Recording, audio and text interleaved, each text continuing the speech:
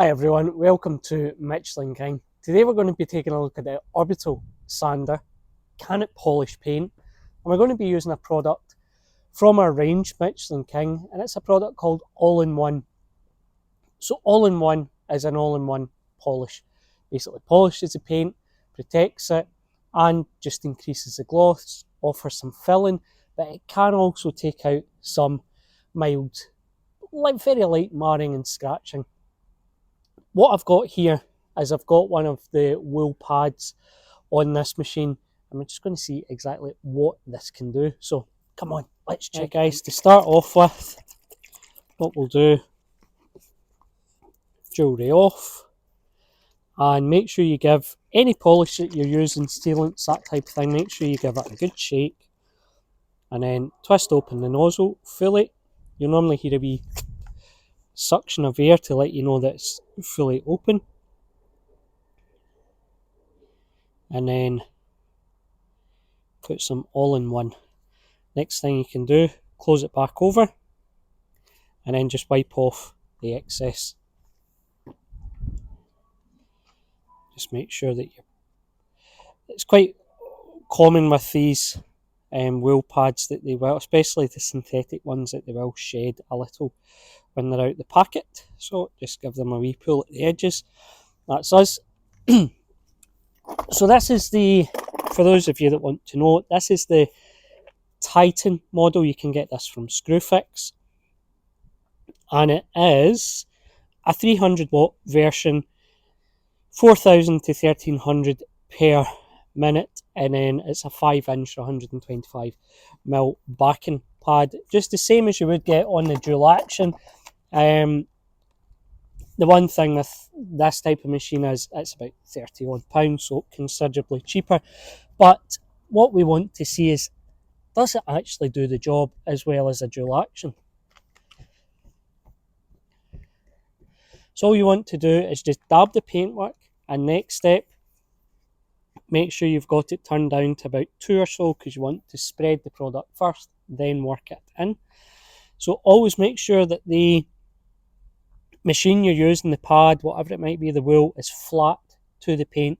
Don't turn it on like that, because the polish will go absolutely everywhere. I've been there, trust me.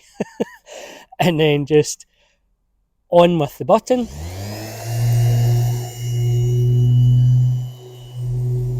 And what you want to do is, when you put it on, you can then start to turn it up to something you feel more comfortable with.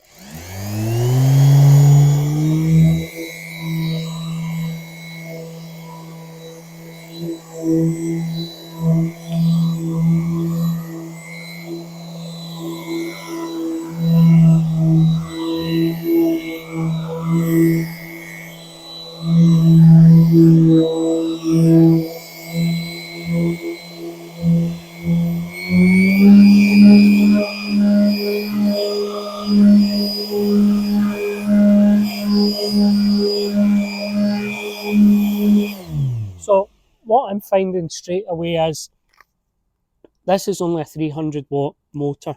Most dual actions around are now round about 900 watt. So I'm finding that I'm having to really lift this off the paint to let it spin or orbit as it should. I'll give you a prime example.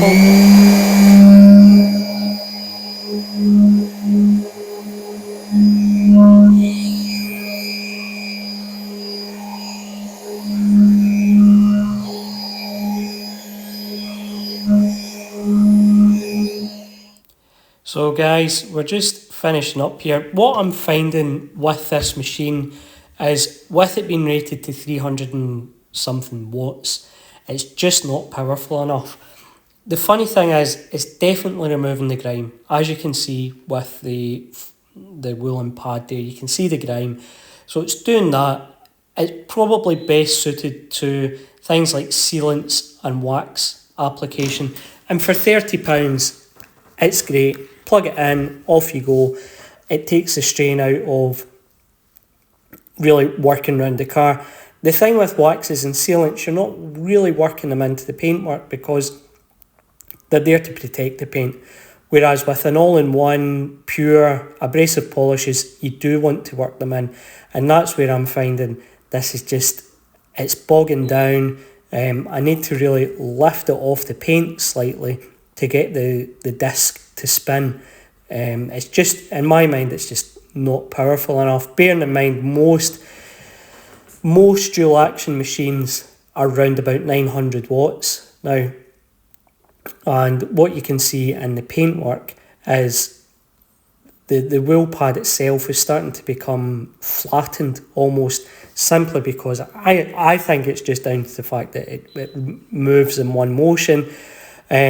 So there you have it. I would say in terms of a sealant and wax applicator, absolutely great. I would probably spend a little bit more and get a cordless one.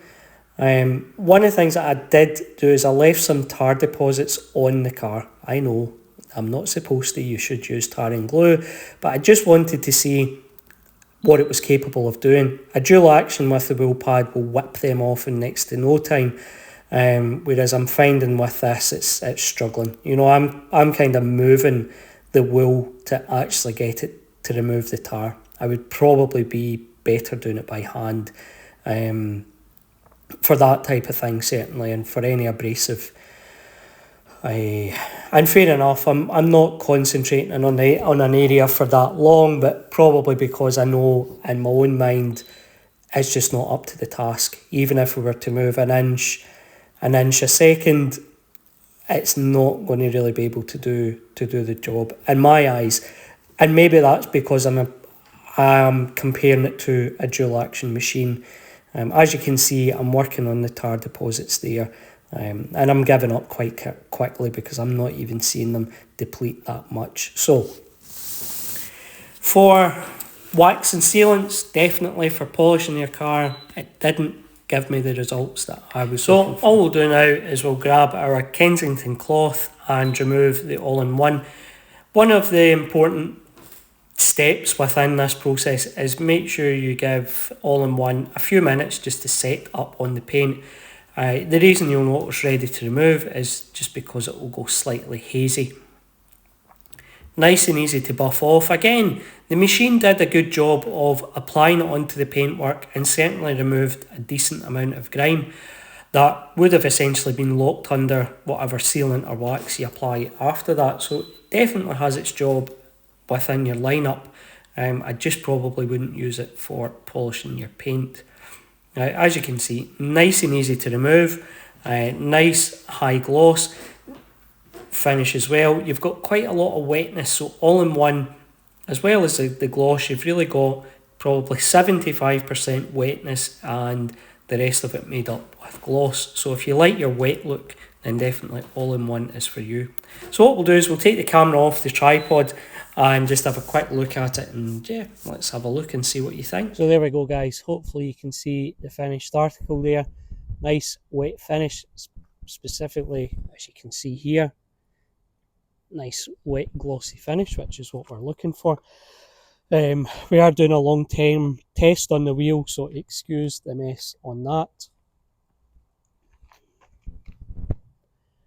Nice cherry red paint, which is what we're looking for. So very happy with that. Just to reiterate what our findings have been. So the machine we've got is a 300 watt. Straight away, when I'm using it, it's not got enough power. It's bogging down. Really hard work to polish the paint at all. It's working fine with all-in-one. It would work fine with sealants and waxes, but you would need a more powerful sander, so to speak. And once, as you go up, you're going up towards a dual action anyway. Vibration wise, for me, bearing in mind this is it's not a DeWalt, I'm a Milwaukee or whatever, so yeah, the vibration will probably be more than on the higher end machines. We just bought this as a test, really. I'd always been interested in the Orbital, and the other thing that I wanted it for is for wet sanding the paint as well, so you can use this with Mirka sanding sanders. The one downside is obviously it's corded, and once you're used to the cordless tools, it's difficult to go back because you're always wondering where that cord is. You've got the extension reel, blah, blah, blah. So another thing I would probably change is I would go cordless. Now, if you could get a higher wattage, I think you would really need to be at least double what we've got here. So you need to at least be about 600 watts or above. What's that going to cost? So for instance, the DeWalt Orbital sits around between 110 and 130, but bearing in mind their dual action machine is 180 and their rotary is about 170. Shop around, guys, because different shops have different offers, so make sure you shop around. So I'm thinking for a little bit more, I would get the dual action machine.